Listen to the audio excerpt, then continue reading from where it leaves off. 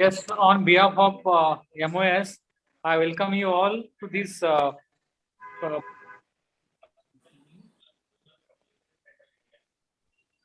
it's going to be a great academic feast for everyone. And I wish all the best for all presenters. Thank you. Abhi, the Nilesh, please start. Yes. Good afternoon, Vaidya sir. Good afternoon, Jain sir. Thank you so much. Thank you, ma'am. Sirish, for welcoming everybody. Thank you, Ragini madam. So good afternoon, everyone. We will start first free paper session. I welcome you all for today's free paper presentation. Hello. Please continue, Vaidya sir. Please continue. Our judges for this sessions are Dr. Patil sir, This is Dr. Jay, really good. Really good. and Dr. Nargilkar. Time allotted for each presenter is 6 minutes plus 2-minute discussions. I request all the presenters to stick to the time. Let us start with the first paper session. The first paper, just a second.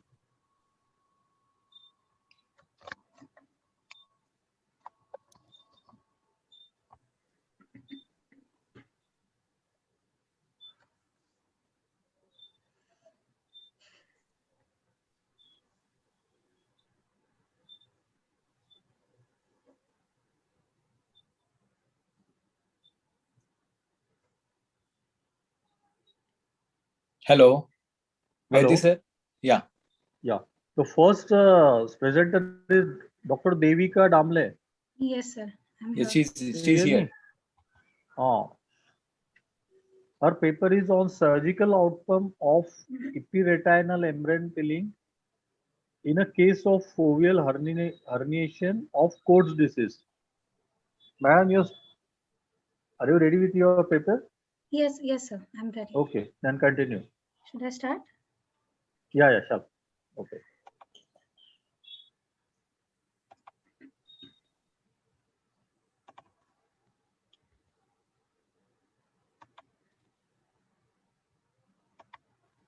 Is my presentation visible, sir?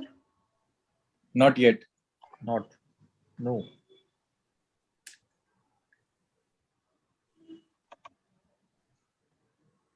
Now it is visible. Okay, sir. Okay. So good afternoon, all. Today I'm presenting a case report on surgical outcome of epiretinal membrane in case of Coats disease. So for the introduction part, the epiretinal membrane is avascular, fibrocellular, semi-translucent membrane proliferating on the inner surface of the retina. It is also called as macular pucker, macular fibrosis, or surface wrinkling retinopathy, or cellophane maculopathy, or epimacular membrane. To know the pathogenesis, the first inciting incidence is posterior vitreous detachment, or partial separation of the posterior hyaloid face. This leads to hyocytes proliferation, leading to fibrous metaplasia and contraction, leading to fibrovascular proliferative membrane formation. Or there may be a vitreomacular traction at the macula, leading to ILM defects and proliferation of glial cells.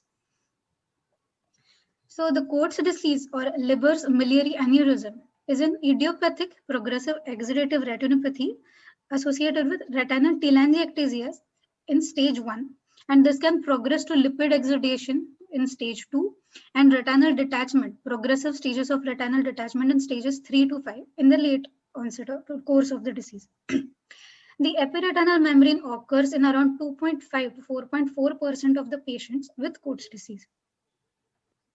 So in our case, our patient, a 20-year-old male, presented with chief complaints of diminution of vision in the left eye since 1 month, which was gradual, progressive, and associated with distortion of images. The best corrected visual acuity on presentation was 20/200. The anterior segment was within normal limits. There was no history of any ocular trauma or surgery or any known systemic illness or any known allergies. The first image shows on left-hand side shows the fundus photograph of the patient. We can clearly see the over macular epiretinal membrane is present, and in the inferior temporal quadrant we can see hard exudative patches suggestive of Coats disease. On investigating the patient, we performed OCT macula on the Topcon 3D OCT 2000 machine. In the second photo, we can see that there is a taut epiretinal membrane with a thickened inner retina. The retinal thickness was 876 microns, and the outer retinal layers presented with a normal configuration with ragged borders. So the patient underwent 25 gauge pars plana vitrectomy. The posterior vitreous was detached with the aid of triamcinolone acetate. After using trypan blue, the ERM was peeled. Brilliant blue-green dye was used to stain the internal emitting membrane and remove it. Endolaser was done to the area of subretinal hard exudates. 1 month after surgery, the OCT showed partial resolution of the macular edema and the reorganization of the inner retinal layers. The foveal thickness was around 344 microns, and the best corrected visual acuity was 20/40.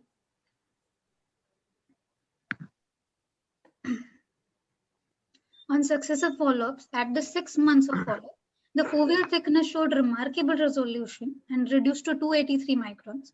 The visual acuity had improved to 20/30. Subretinal exudates present below the inferior arcade had also reduced in the size after endolaser. So coming to the discussion part, epiretinal membranes tend to cause significant visual impairment. So retinal thickening due to circumferential contraction of the epiretinal membrane is the inciting cause. Macular tissue is dragged towards the center of the epiretinal membrane, causing central defects in the epiretinal membrane. The inner retinal layers also prolapse through this defect into the vitreous, leading to foveal herniation. When ERM is removed surgically, it has been shown to demonstrate myofibroblasts, myoblastic differentiation of retinal pigment epithelial cells, fibrous astrocytes, and smooth muscle actin.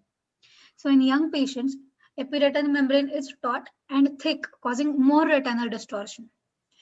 On the removal of the epiretinal membrane, along with internal emitting membrane, shows improvement of vision and resolution of the retinal distortion with least recurrence.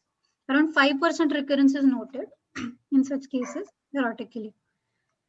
In our case, the inner retina was held in position by the thick membrane for a considerable length of time, and the bulb was tenacious.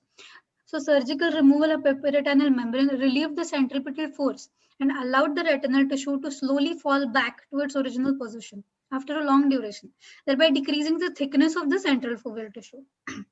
The outer retinal layers were not distorted by the dynamic pathology at the retinal surface, and therefore visual recovery was good after removal of the epiretinal membrane. So epiretinal membrane occurs in around 2.5 to 4.4% of patients with Coats disease.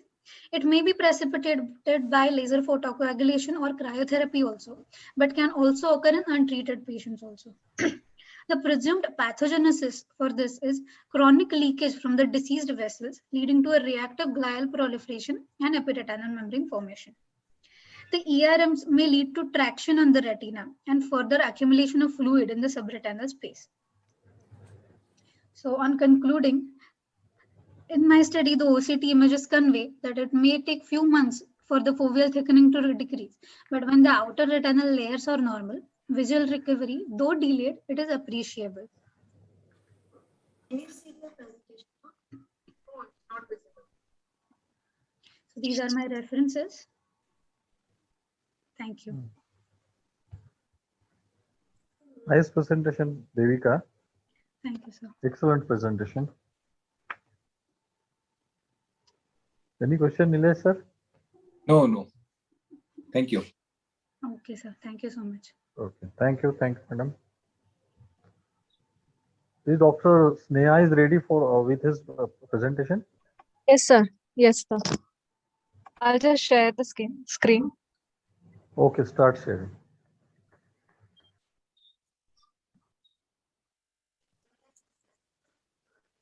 Now,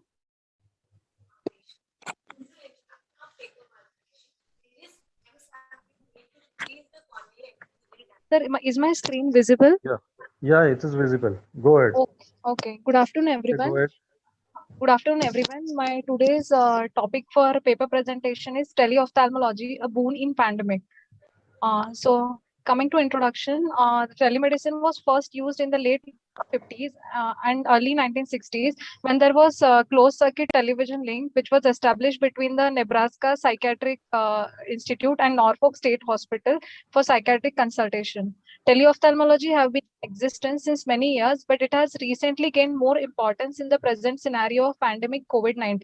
It gives an opportunity to the patient for seeking consultation while also protecting against the contagion.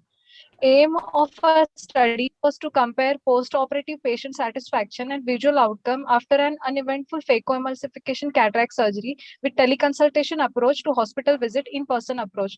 Objectives were to compare the post-operative patient satisfaction on day 1, day 7 and day 30 to 40, and to compare the uncorrected distance visual acuity by Snellen's visual acuity chart in both the groups on day 1, day 7 and day 30 to 40.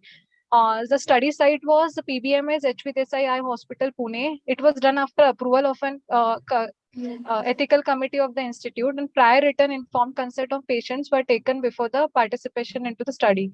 The study population was all walk-in patients with cataracts requiring surgery, and it was a randomized clinical trial conducted between October 2020 to May 2021. Sample size was 120 patients per group. Inclusion criteria were any patient having cataract willing to attend all required number of follow-ups after phaco surgery.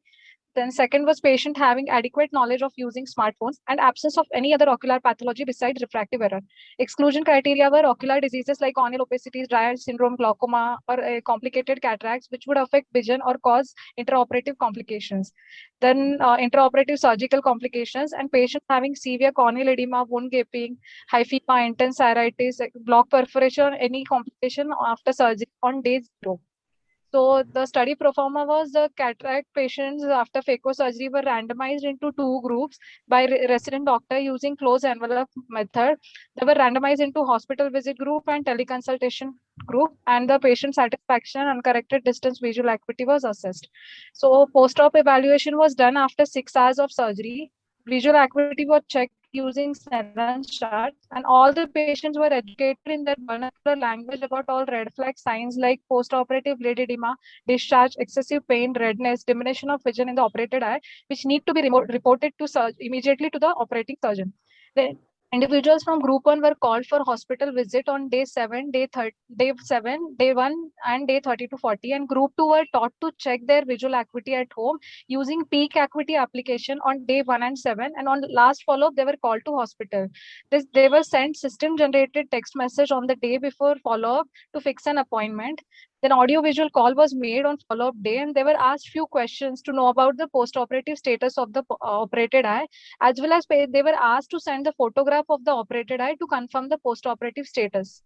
And those patients who had uncorrected distance visual acuity of less than 660 on day 7 were excluded from the study, and they were called for follow-up.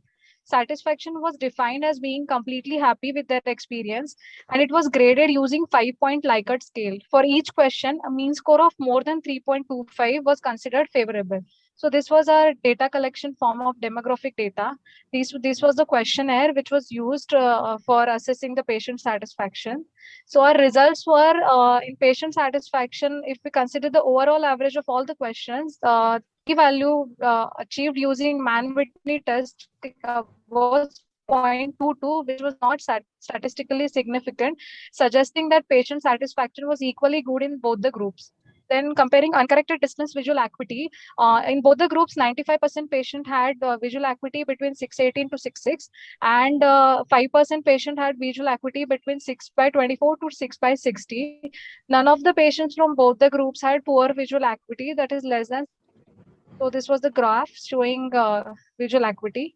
Then considering post-operative complications on day 30 to 40, again the p-value with chi-square test was 0.32, which suggested that both the groups did not have statistically significant complication rate on the last follow-up day.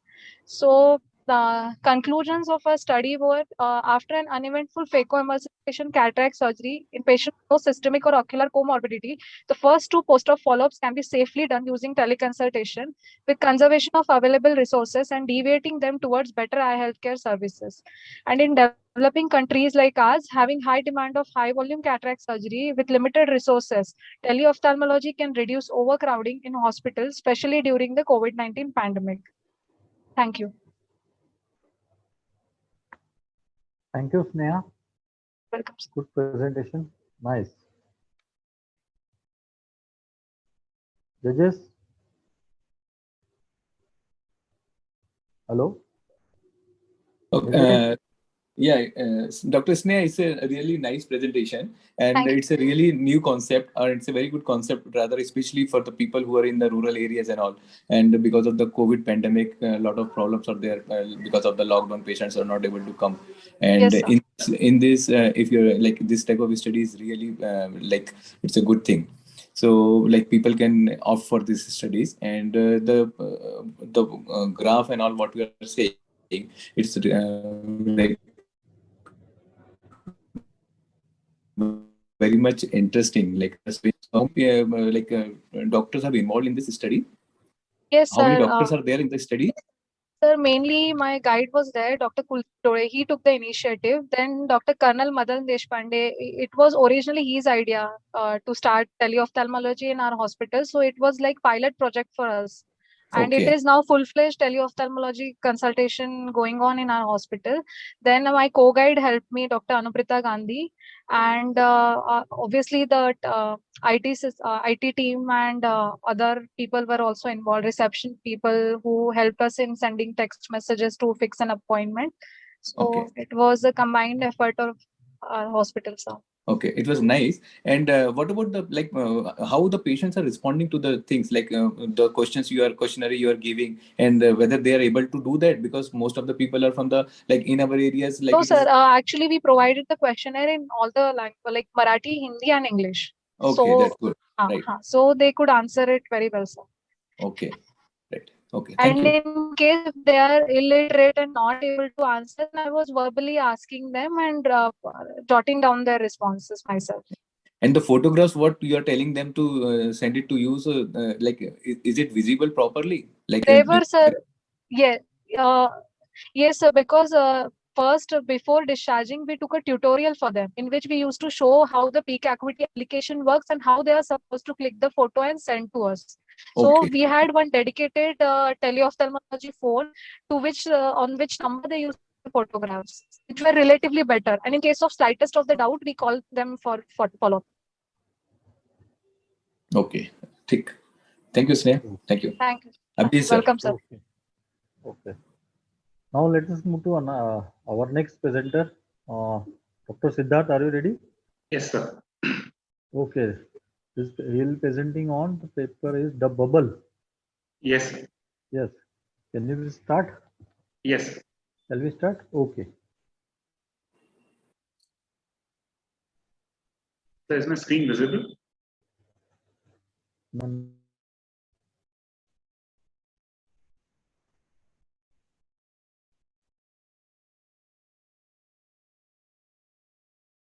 Now it is visible, Siddharth.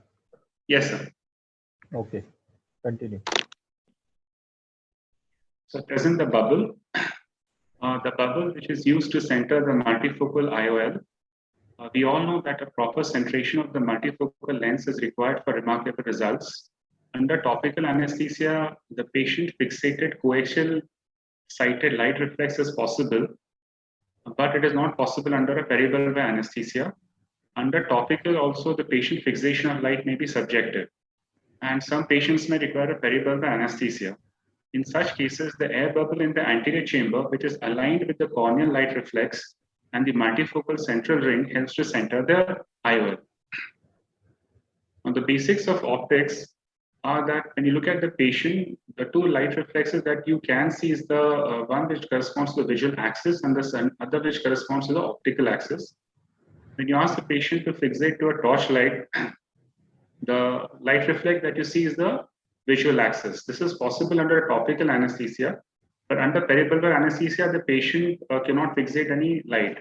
So here we attempt to identify the optic axis, and the visual axis is normally 0.3 millimeter nasal to the pupillary center, and optimal centration of the multifocal IOL is between the visual axis and the pupillary axis. Now again, we all know what the optical axis is, but it's a quick revision. The optical axis connects the geometric center of the crystalline lens and the cornea. The visual axis is the line connecting the fixation point and the fovea. And the pupillary axis is the line that perpendicularly passes through the entrance pupil and the center of curvature of the cornea. So under a peribulbar anesthesia, again, the patient does not fixate the microscope light, and the corneal light reflex corresponds to the anterior-most part of the cornea, which is the corneal apex. Usually the optical center corresponds to the corneal apex, which is the geometric center. However, in certain cases, the corneal apex may be decentered and it might not correspond to the geometric center, which is the optic axis here. In such cases, the average location of the decentered corneal apex is less than 0.2 millimeters temporal and 0.4 millimeters inferior to the geometric center, here represented as the optical center. In any case, even if we do have a decentered corneal apex, it is always temporal to the optical center, the geometric center here. The multifocal lens should be centered nasal to the air bubble. Here, after implanting the lens, an intracameral air bubble is injected into the anterior chamber. This air bubble reaches the position of the corneal apex.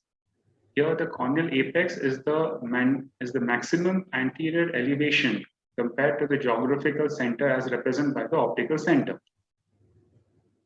So the alignment of the air bubble with the corneal light reflex, here the corneal light reflex under peribulbar anesthesia corresponds to the optical center, confirms that these 2 points indicate the position of the optical center. The diffractive multifocal lens is centered in relation to these points and a small circular air bubble under the microscope.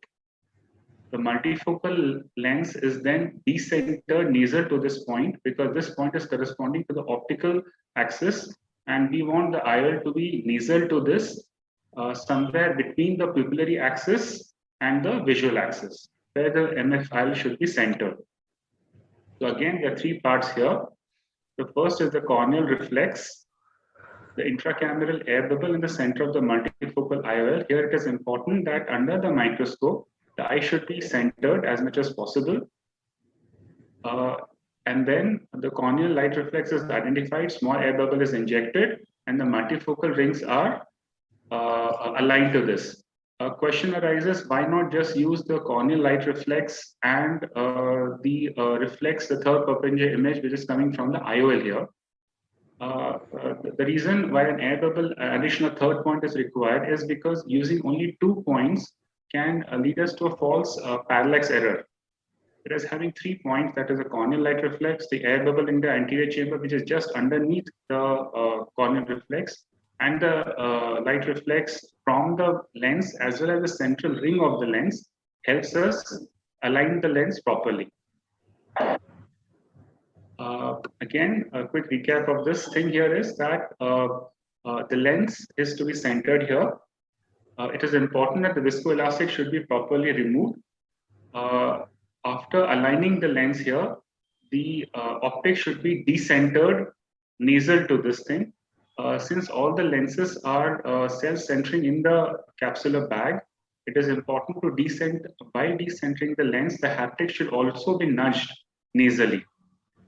And this technique works best for multifocal lenses which have a diffractive optics. It doesn't work well for extended depth of focus lens which do not have any rings. However, if you have an EDOF lens with a central ring, this technique works for it. Similarly, this technique also works in case of implanting a multifocal toric lens, because here again the air bubble in the anterior chamber helps us align the central ring of the diffractive multifocal lens as well as the toric component.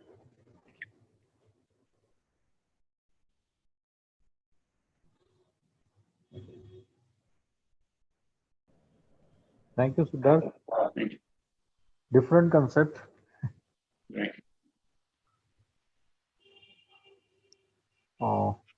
Any questions from judges? Dr. Deshpande, sir. Yes, sir. Yeah, it was a nice, the thing, innovative thing. And the air bubble, what you're using is a normal air bubble or it's a SF6 or something like that? No, sir, it's a normal air bubble. The smaller Normal the air better, which smaller bulb, which is the size, the volume should be a little less than that of the central ring of the multifocal lens. Okay. And you are putting it after putting the IOL and after rotating the IOL in the back. After that, you are putting it. Yes, yes, sir. It's the last step of the entire surgery. Okay. So And after- suppose yes. this multifocal IOL is there, and apart from this, like it is incorporated with the toric concept. So in Yes. that time also, like we have to take some other care. The same technique works, sir, because you have to center it under the air bubble, the central ring, and then decenter it little nasally and little superiorly. Same thing can also be used for a toric lens also, a pure toric lens. Right. It works very well, sir. Okay. Yeah. Thank you. But it's really good. Thank you. Yeah, nice.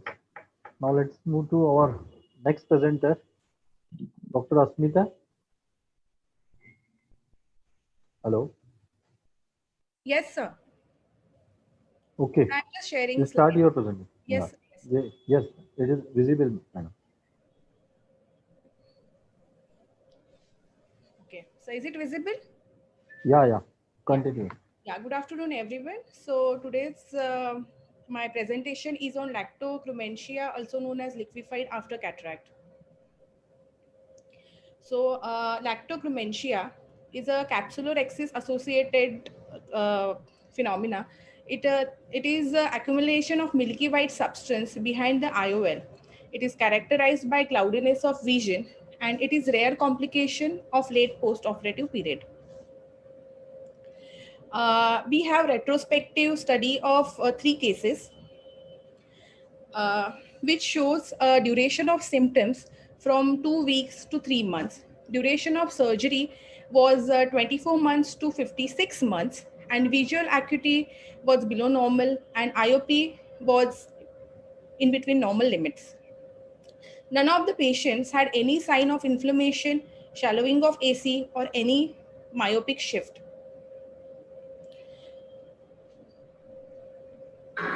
So this is first video showing slit lamp examination. Here the anterior segment is white. There is no signs of inflammation. Also, there is an accumulation of milky white fluid behind the IOL, which is causing bulging of the posterior capsule. So case 2 on slit lamp examination, along with all the findings of case 1, there is also accumulation of the white crystalline material inferiorly. So coming to the diagnosis, this is liquefied after cataract on slit lamp examination. So I would like to give DD of capsular bag distension syndrome, or opacified IOL, and endophthalmitis. Opacified IOL, it is a posterior, here posterior capsule is not visualized, glow seen from periphery of the lens, and there is no distension of the bag. In late onset capsular block syndrome, there is a shallowing of AC, raised IOP, along with inflammatory reactions and myopic shift. So various imaging techniques can be used to diagnose the liquefied after cataract, from IOL master to pentacam to OCT.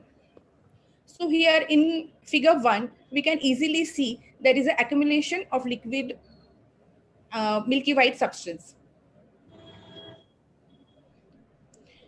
So Nd:YAG posterior capsulotomy was our treatment. We explained the risk of IOP rise and explained the risk of inflammation. So we put on steroids and anti-glaucoma medications after the Nd:YAG capsulotomy. So post Nd:YAG capsulotomy, none of the patients had any inflammation or IOP spike. Case number 2 complained of floaters, which resolved after 6 weeks. This video shows the presence of floaters behind IOL.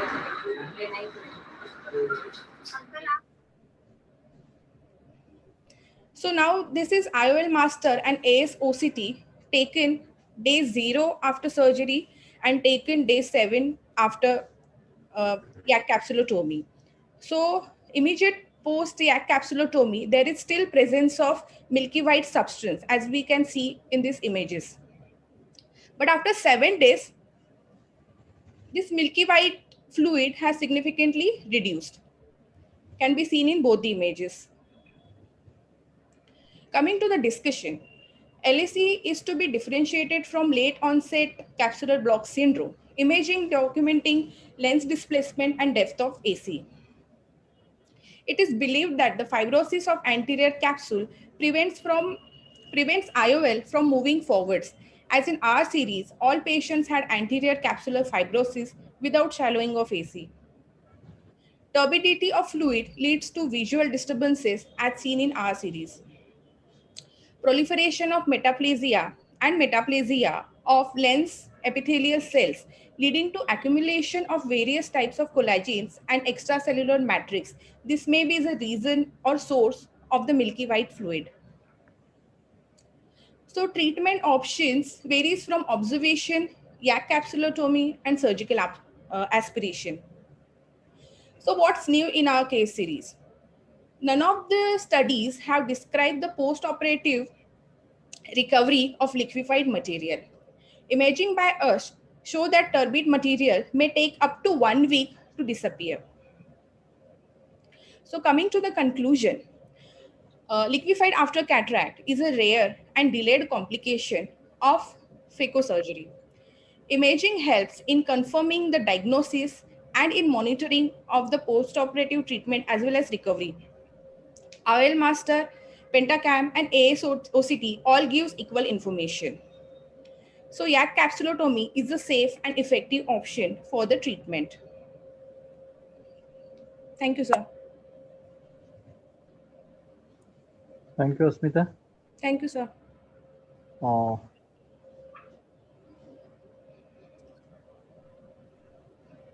You have study of only 3 cases till date? Yes, sir. Okay. So this study mainly is for investigations. What we can use in the patients, and what information like post YAG cap, what changes can be seen, and after how many days. Okay. Right. Dr. Asmita, I just wanted to ask one question. Yes, sir. In your study, 3 patients are there. These patients are having a phacomorphic type of cataract or phacomorphic glaucoma in these patients? No? Everything was like pre-operative. Everything was normal cases, normal cataracts. Okay. And what lenses you have used in these 3 cases? All are hydrophobic lenses or something other lenses? No, sir. Actually, this is a retrospective study, so we don't have data on that. Okay, so you don't know like which lenses are used in these cases? Actually, some studies suggest that using hydrophilic lenses as well as the lenses which has 4 haptics, right, they are more prone for capsular block syndromes because the forward movement is easier in those lenses. Okay. Right, because see what I feel is those patients who are having a lens-induced glaucoma or having a phacomorphic glaucoma or phacomorphic cataracts, so these patients, they have a liquefaction of the cortical material and it will used to go behind sometimes, or it will go into the anterior part of the vitreous also. So I just wanted to confirm that. Okay, but these are not glaucoma patients. Yeah, these are not lens-induced glaucoma. This is delayed complications, sir. These are the delayed complications. Yeah. Yes, sir. Okay. Thank you. Okay, sir. Thank you. Okay, thank you. Thank you, sir. Let us move to our next presenter. Dr. Prachi is there? Hello? Dr. Prachi?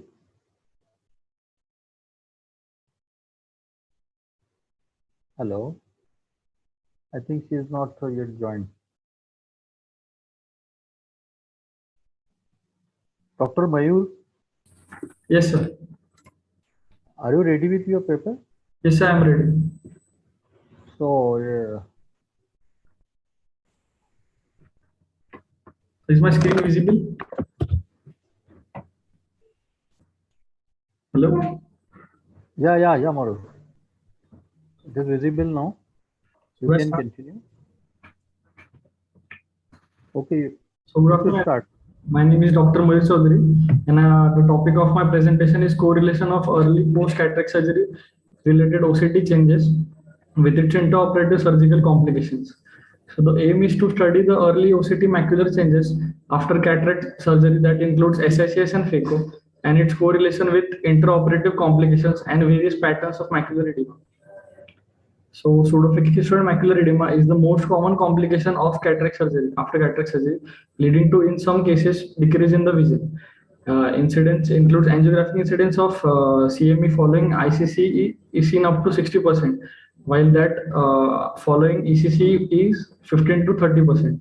In the setting of modern phacoemulsification techniques, angiographic CME is found out to be in up to 20% of the patients.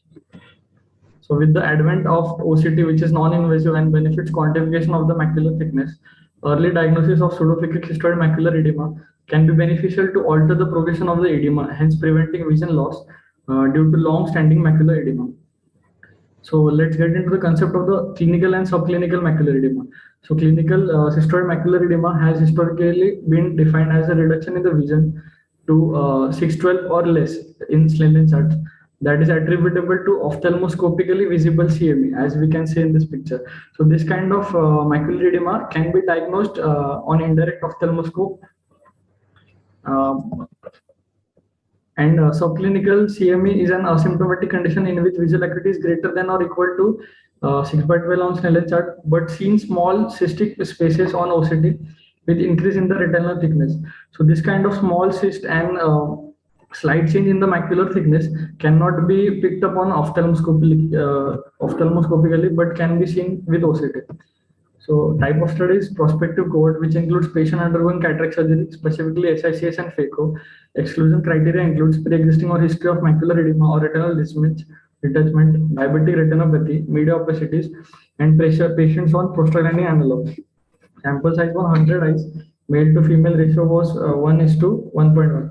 Average age was 68 years, and phaco and SICS ratio was 1:4. OCT was done on TopCon 3D OCT, 1 Mastro, and OCT done were preoperative, postoperative day 1, day 7, 1 month, and 3 months. So preoperative risk factor seen in my study, the patient with 14 patient with diabetes, hypertension in 22 patients, uveitis in 1 patient. Intraoperative risk factor in SICS includes iris prolapse in 10 cases, posterior capsular rupture in 2 cases, prolonged surgery time in 20 cases, and anterior chamber handling more in 18 cases. And that of intraoperative risk factor in phaco were posterior capsular rupture in 1 case, prolonged surgery time in 1 case, and intraoperative surgery was seen in 1 case. Eye implantation was done in the back in 98 cases and in the sulcus in 2 cases. So total incidence of subclinical as well as clinical edema found out to be 42 cases, which included 40 cases of subclinical macular edema and 2 cases of clinical macular edema. So mean value in the cases of clinical macular edema was 653 microns, and that of subclinical macular edema was 259 microns. So studies show that significant increase in the pseudophakic cystoid macular edema in the SICS surgery, which was not the case in the phacoemulsification surgery. So probable cause of pseudophakic cystoid macular edema in my studies were iris prolapse, posterior capsular rupture, prolonged surgery time, and preoperative risk factor includes diabetes. So talking about the case of pseudophakic cystoid macular edema, which were 2 cases. First case, surgery type of surgery done was SICS. The edema was detected on day 7. Preoperative vision, best corrected vision of the patient was 660 on Snellen chart. Preoperative risk factor in this case was patient was a newly diagnosed type 2 diabetic. Intraoperative risk factor included iris prolapse, and postoperative day 7 best corrected visual acuity was 636 on Snellen chart, and the type of edema was cystoid. So this is the day 7 picture of an SICS surgery showing cystoid type of macular edema, and the second case was also SICS detected on post of 1 month. Preoperative best corrected visual acuity was 660. Preoperative risk factor, there were no preoperative risk factors. Intraoperative risk factor included posterior capsular rupture along with prolonged surgery time, and postoperative 1 month best corrected visual acuity was finger counting at 3 meters. type of edema was cystoid. And moving on to the clinical edema with intraretinal microcyst detected on day 7. These are the type of edemas which cannot be diagnosed on ophthalmoscopically, indirect ophthalmoscopy or slit lamp microscopy with 90D, but can be seen on the OCT. Microcysts like foveal thinning, microcysts, and increase in macular thickness. These were the few intraretinal cysts which were seen on the OCT, but were subclinical edema. So to summarize, in spite of high incidence of intraoperative complications seen in this study, the incidence of the clinical cystoid, pseudophakic cystoid macular edema is very less, and correlation of edema with the risk factor cannot be concretely put forward. Occurrence of subclinical macular edema is far more than expected, but in a varied manner, which needs to be explored and classified with the help of OCT. Maximum average macular thickness is found to be around post-operative 1 month, which then returned to the baseline at around 3 months. So with the newer and advanced OCT machine, it is possible to detect slightest change in the histology of the macula, and thereby facilitating diagnosis of subclinical macular edema in the form of increased macular thickness and intraretinal microcysts, and to quantify them, which helps in morphological classification of edema, which cannot be done with FFA, which is considered to be a gold standard investigation. High incidence of subclinical macular edema following SICS and phaco is not an alarming cause, but as the progression suggests, at least post-operative 1 month OCT can be done to look for reversible cause of subclinical and clinical macular edema, which can be detected as early as post-operative day 7 with the help of OCT. Early detection and immediate treatment can be benefited with lead time to alter the progression and reverse the macular edema to retain the central visual acuity, and can prevent permanent vision loss. Thank you. Thank you, Mayur. Thank you. Hello, Hello. Dr. Mayur. Yes, sir. Yeah, I just wanted to ask one question. What treatment you have given for the patient, those who are having a CME? So those patients which we got on CME were started on Nepafenec eye drops. Topical Only? Nepafenec. Yes, sir, only. Okay. And how Sir, after how days the OCT images shows that there is a decline in the edema? Sir, after 15 days, the patient started showing remission of the macular edema on OCT. Okay. Okay, so you mean to say those patients who are having a CME, subclinical CME, so you have started with the Nepafenec eye drop and it has resolved Yes. by 15 days? Yes, sir. Sir, it started resolving by 15 days, but not completely gone. Those with clinical edema took 3 to 4 months to get back to the pre-operative thickness, macular thickness. But those with subclinical edema, the patient with intraretinal small cyst. Okay, that's okay. But with the only with the Nepafenec, Yes, so sir. the wonder drug for you, like you meant to say. Okay. Yes, sir. Okay. And basically, this whole concept is for the subclinical CME, right? Yes, sir. Subclinical. Most of the people, like all people who are doing the surgery. So post-operatively, they as you told that 1 day, 7th day, and 1 month, everybody used to do the follow-up. So most of the time we can miss this CME. So that's why it is advisable that we should do OCT. Because patient will have complaint definitely, but the subclinical CME can be missed. Yeah, that is what I'm telling. Subclinical can be missed, so it is advisable that we should go for an OCT for this type of patient. Yes, sir. Okay. Thank you. Thank you. Okay. Thank you, Mayur. Now let's Thank you, sir. move to our next presenter. Dr. Amod is there? Hello. Dr. Amod Ahuja? Sir, we have a total 6 or 7. 6 or 7, I think. The Dr. Dr. Amod, Dr. Neelraj Bakre is not there, I feel. No, here Dr. Prachi is not there. Dr. Amod Ahuja is there? Yes. Yeah, Hello? these two presenters are not there, I feel. Yeah, the two presenters are not there. Now, here I think we should. Dr. Shirish is there. No? Dr. Shirish? Dr. Shirish is, I think He is on another. Okay, maybe he's Okay. busy with another session. Yeah. So can we like conclude with the session? Yeah. Yeah. We will Judges, conclude the if you give session. the consent, then we can conclude the session. Yeah. We'll conclude the session because these two presenters are not there. I am just searching for them. But Okay. so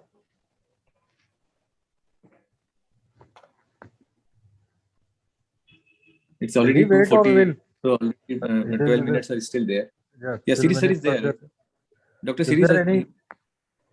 Sorry, Siri I is missed there. that. Could you say it again, please? Hello. Dr. Sirish is there. Right now he has joined. He has joined, but our presenters are not joined yet. Yeah. No problem. We can wait or at least for 2-3 minutes. Okay, again. we can wait for 5 minutes. Maybe some problem is there with them. Suppose the net and everything. So we'll. Hello. Dr. Sirish, Yeah, two presenters are not like they are absent. Yes, we have The still two- 10 minutes to go. We'll just wait for 2 minutes. Right, sir.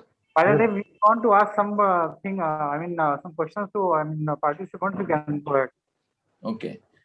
So Dr. Devika is there. Dr. Devika Damle. I think. No, No, she's Devika Yes, not is- yes, there. sir, I'm there. let's say she must Okay, have left. Dr. Devika, actually, that time I didn't ask you the question. You have No. presented the surgical outcome of epiretinal membrane in a case of foveal herniation of a course disease, right? Yes, sir.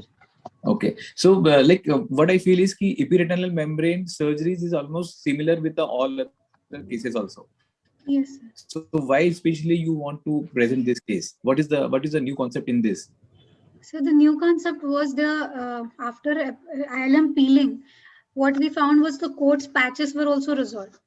So that was the main highlighting point in this case, and also the visual acuity was very well improved. The final visual acuity was 6.9 after the treatment. So in Okay. young patient with such disease, it is a rewarding thing for a patient at the age of 20 years if the vision is improving back to 6.9. From Okay. 6. Yes, sir. Okay. Thank you. Dr. Ragini madam is there. Hello. Dr. Ragini madam. Hi, Abhijit. Hi, good evening. Hi. Good afternoon. evening, good Thank you, everybody. I didn't want to disturb. Good afternoon. Thank you. No. Ma'am, Madam, already the- our the- session is getting over now, ma'am. Yes, All sir. questions Yes, sir. are presented No, nicely. Yes, sir. Ragini Yes, sir. madam. I'm quietly joining and leaving so as to not disturb. Thank you, Nilesh Dada. Ji, ma'am. Thank Madam, you, ma'am. doctor, two presenters are not there. Shall we conclude the session or shall we wait for some time? I'll just find out what their names are and I'll ask Sumit if he can contact them. Dr. Amod Ahuja and Dr. Prachi. Prachi? Dr. Prachi and Dr. Amod Ahuja. Okay. I'll just try and contact them. Otherwise, we'll conclude the session. Okay, madam. Thank you. Thank you so much. Thank you, ma'am. Thank you. Thank you, everybody. ma'am. Thank you, Nilesh Bhai. Thank you, Abhijit Dada. Thank you so much. Thank you, ma'am. Thank you so much, ma'am.